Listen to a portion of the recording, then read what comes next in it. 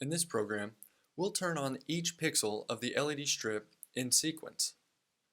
Anytime we're using the LED strip, we want to include the ledstrip.h library.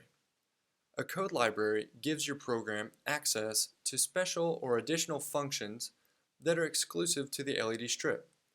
In this code, we'll use functions from the library like setPixel, draw, and clear for the LED strip. We also need to name the LED strip. I've named mine strip because that's easy for me to type and easy to remember. And we need to complete this LED strip function. That function has three arguments. The first is how many pixels are on our LED strip. The second argument is which pin of MakerBoard is plugged into the green wire of the LED strip. And third is which pin of MakerBoard is plugged into the blue wire of the LED strip. There's no code in the void setup function, but we still need to have that void setup function with its opening and closing curly brace for this code to run correctly. Within the void loop, we have a for loop. The for loop has four main parts. First, we're going to create a variable and give it a starting value.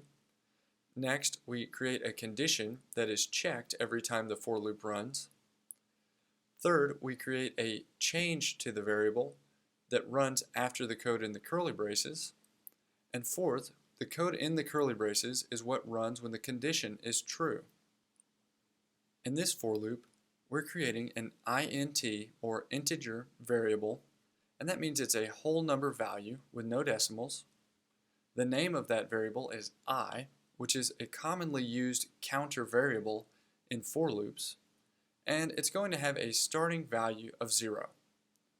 After the semicolon, we'll define the condition as I is less than 15. So when this condition is true, then we'll run the code between the curly braces and then run I++, which increases the value of the I variable by 1. The code between the curly braces that runs when the condition is true is first a setPixel function, and setPixel has two arguments. The pixel or pixels that we want to light up.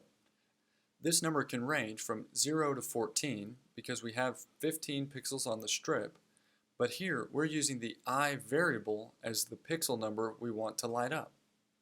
The second argument is a color value ranging from 0 to 299, and I'm using the color value of 200 for green.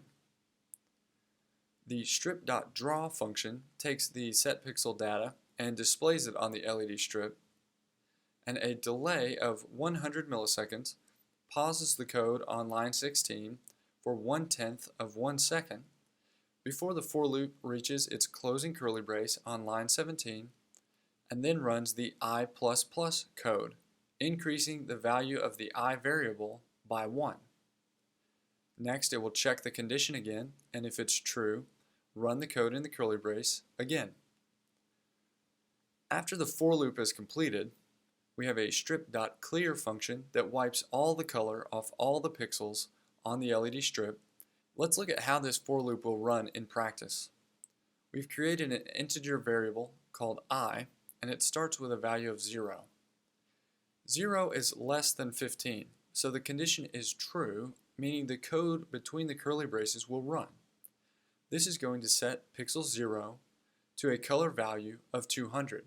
And remember, pixel 0 is the pixel closest to the wires plugged into MakerBoard. So the first pixel is going to light up green. The draw command sends that setPixel data and displays that green pixel to us. Then there's a delay of 100 milliseconds before the end of the for loop is reached, and I is increased by 1 with this I++ code. I just went from 0 to 1, and the condition will be checked is 1 less than 15. That's true, so the code between the curly braces will run again, setting pixel 1 to a color value of 200.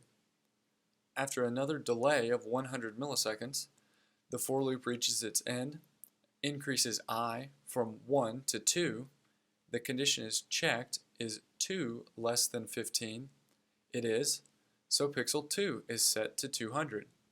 This for loop is going to repeat 15 times. until we set pixel number 14 to a color value of 200 and delay 100 milliseconds before reaching the end of the for loop and increasing I by 1. When I moves from 14 to 15, the condition is no longer true because 15 is not less than 15. The code between the curly braces is going to be skipped, and the .clear and .draw functions will clear off all the color on all the pixels that we've just lit up. When the end of the void loop is reached, the code is going to jump back up and run the first line of code it can find within the void loop. That's the for loop. So I is going to be reset to 0, the condition will be checked, and pixel 0 will get set to 200 again. So what you'll notice is that each pixel on the LED strip lights up before the entire strip turns off and starts over. If you want to change how quickly that happens, you can play with this delay on line 16, and of course you can always change the color value in the strip.setPixel function.